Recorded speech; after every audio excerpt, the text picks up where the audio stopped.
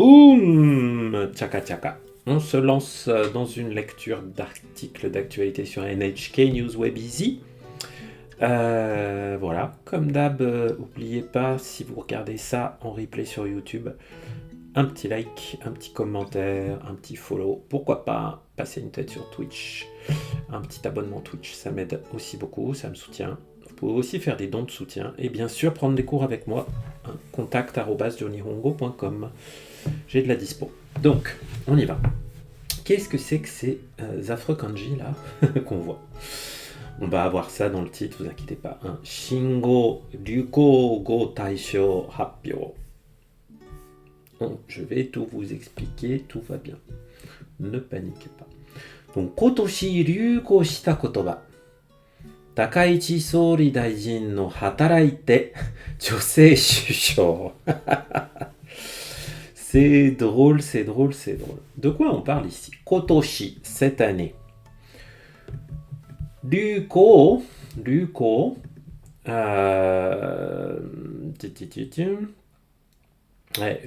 c'est Kezako-san dans le chat, qui est censé le connaître. C'est le fait d'être à la mode, d'être populaire. Ryuko, on a le kanji de nagareru, s'écouler, le courant. Et après, on a iku ou okonau, le kanji de aller, de ce qui circule. Donc, qui est en circulation, qui est populaire, qui marche bien.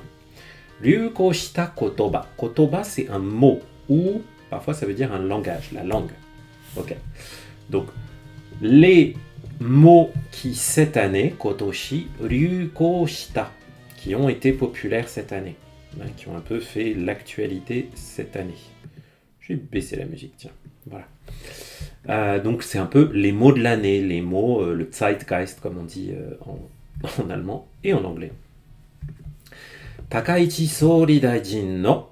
Donc Takaichi Sori Daijin. Donc le premier ministre Takaichi, la première ministre, by the way, puisque c'est la première ministre femme au Japon. No. Donc c'est des choses qui lui appartiennent, qui sont relatifs à cette personne. Hataraite, travailler, à la forme en T, donc presque peut-être un impératif. Travailler. Elle a dit qu'elle allait travailler. Et Josei Shusho. Shusho, c'est Premier ministre. Sori Daijin, ça veut également dire Premier ministre. Je vous avoue que je ne suis pas tout à fait suffisamment versé dans la politique japonaise pour savoir dans quel contexte on va utiliser l'un ou l'autre. Dans les articles, à l'écrit, c'est souvent Sori Daijin ou Sori. Mais bon, Shusho, c'est bien aussi le chef de gouvernement. Josei, c'est une femme. Donc, femme première ministre, femme chef de gouvernement. C'est un mot de l'année, effectivement, parce que c'est quand même une petite révolution pour les Japonais. Kotoshi o daihyou suru kotoba. Shingo Ryuko Go Taisho no Happyo ga arimashita. Happyo, on va partir de la fin. Happyo, c'est une présentation de quelque chose. Arimashita, c'est le verbe aru mis au passé. Il y a eu. Donc, happyo ga arimashita, il y a eu une présentation. Une présentation de quoi? De tout ce qui est dans notre petit guillemet là. Shingo. Deux kanji ici. Go, c'est comme Nihongo, la langue japonaise. Donc, c'est un mot ou une langue. Shin, quelque chose de nouveau. C'est le kanji du mot, de l'adjectif atarashi. Donc, Shingo, nouveau mot. Ryuko-go. Ryuko-go, c'est donc les mots à la mode. Les mots de maintenant. Les mots qui font le buzz, on pourrait dire. Taisho, grand prix. Grande récompense. Donc le prix des mots à la mode ou des néologismes. Il y a peut-être des mots qui sont arrivés un peu dans la... Et merci pour le soutien dans le chat, Christelle Harley. Arigatou gozaimasu. Donc, Ryuko Go Taisho, donc le grand prix des mots de l'année, des nouveaux mots ou des mots populaires cette année. Et tout ça, on voit que c'est expliqué avant. Kotoshi o daihyo suru. Daihyo suru, ça veut dire représenter. Daihyo, c'est la représentation.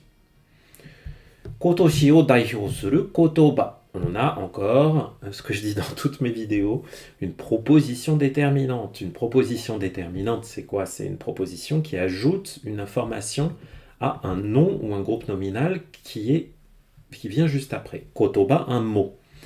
Donc on va dire que c'est les mots qui représentent l'année, kotoshi, cette année. Kotoshi o daihyo suru kotoba.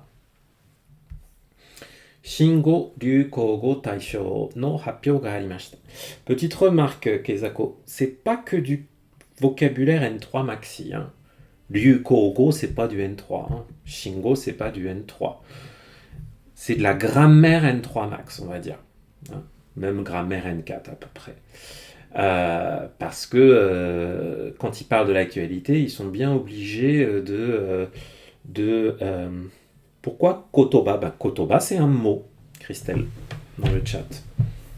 Donc les mots qui représentent l'année. Kotoba, un mot, kotoba. Ah, pourquoi c'est écrit en hiragana et non en kanji? Parce qu'ils ont voulu l'écrire en hiragana et pas en kanji. C'est tout. On aurait très bien pu l'écrire en kanji. Donc voilà. Ichiban ni natta no wa josei de hajimete souri daijin to natta Takaichi Sanae-san no hataraite mairimasu. Josei Shusho desu. On voit le nombre de fois qu'elle a répété hataraite. Moi personnellement, je suis pas convaincu que remettre une pression à travailler supplémentaire sur les Japonais, et en particulier les femmes japonaises, c'est ça qui va résoudre les problèmes du Japon. Mais bon. Ichiban ni natta no wa. Là, on a un no wa qui vient nominaliser la proposition qui précède. Ichiban ni natta. Ça vient de ichiban ni naru, le verbe naru qui veut dire devenir.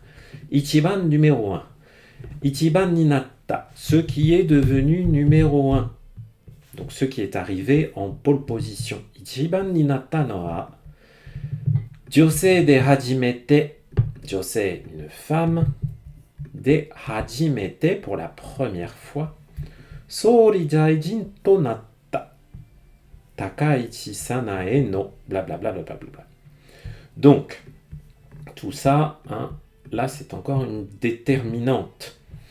Takaichi Sanae-san, donc le Premier ministre, la Première ministre, Takaichi Sanae, qui est devenue pour la première fois femme Première ministre, hein, qui était une femme pour la première fois, enfin on va dire, qui pour la première fois est devenue Premier ministre au Japon en tant que femme, hein, hajimete, pour la première fois. Tonatta, hein, souvent on se prend la tête sur la différence entre tonaru et ninaru. Ils ne sont pas si différents que ça. Hein. Tonaru, la petite distinction, c'est que soit c'est pour des histoires de nomination quelque chose, ou devenir quelque chose qui n'était, alors que c'était pas prévu initialement. Bref, donc là on aurait pu avoir Ninatta, mais c'est vrai que c'est un peu plus naturel, comme il s'agit d'une nomination à un poste, d'avoir Tonatta. Takaichi Sanae-san no, et donc ce sont ces mots, hataraite, qu'elle a répété 5 fois, 1, 2, 3, 4, 5, mairimasu. Hein, ce mairimasu, c'est la forme humble de ikimasu, iku. Hein, c'est ce qu'on appelle du keigo, donc du parler un peu respectueux ou honorifique. Hein. Là, c'est pour indiquer qu'elle va travailler. Elle aurait pu dire hataraite ikimasu. Hein, je vais travailler et je vais continuer à travailler. Mais elle dit hataraite mairimasu parce qu'elle se met dans une posture humble vis-à-vis du peuple japonais. Et ensuite, l'autre mot, c'est Josei Shusho, donc femme Premier ministre, femme leader du pays, femme chef de gouvernement. Des. Donc voilà ce que sont les mots populaires de cette année. Ok. Hoka ni wa, Amerika ga kanzei o takaku shita Trump kanzei ya, kuni ga yasuku utta furui kome, kokokomai. Ah, j'avais pas trop suivi. Oui, le kokokomae. Donc, hoka ni wa, en outre, par ailleurs. Hoka ni wa, par ailleurs. Amerika ga kanze o takaku shita. Kanze, c'est donc les taxes douanières, les droits de douane. Ce zei, c'est le kanji des taxes. Takaku suru, rendre cher, augmenter. C'est le verbe suru avec un adjectif variable ici qui est mis à la forme adverbiale, donc la forme en que. Takaku suru, rendre takai, rendre cher, rendre élevé. Donc tout ça, c'est encore une déterminante qui vient qualifier Torampu kanze. Donc les droits de douane Trump. Les droits de douane de Trump. Torampu.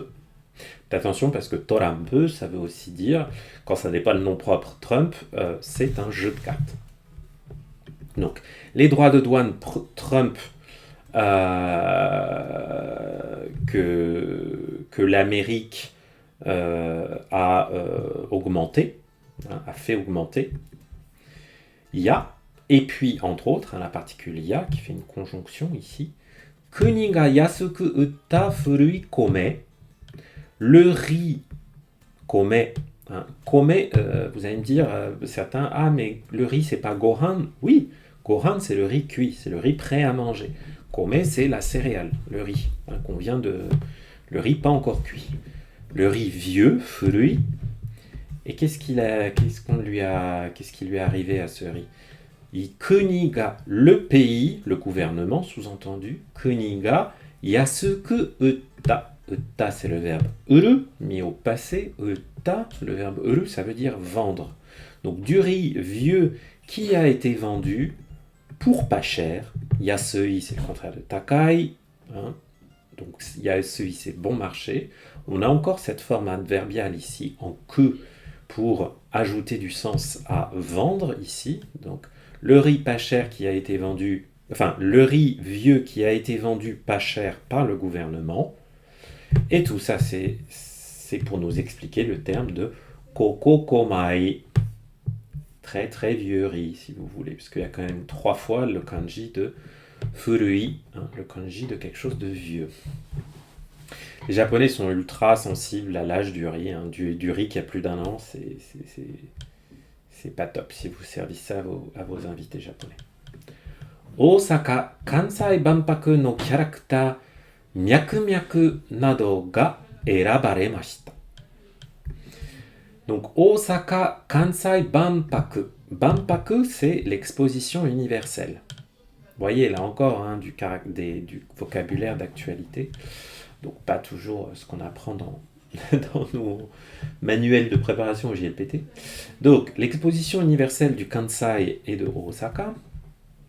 Non, character, le personnage. Donc c'est la mascotte de l'expo universelle qui s'appelle Myaku Myaku. Pourquoi elle s'appelle Myaku Myaku? Parce que Myaku, c'est le rythme cardiaque. Et c'est un personnage assez bizarre qui est censé représenter, je crois, le rythme cardiaque ou du sang. Enfin, c'est un petit peu bizarre. Nado, entre autres. Erabaremashita. Erabareru, ça veut dire être choisi. C'est la forme passive du verbe erabu, choisir. Erabareru, être choisi. Donc, le personnage Myaku Myaku, qui est la mascotte de l'expo universelle du Kansai, a aussi été choisi. Voilà pour ce petit article.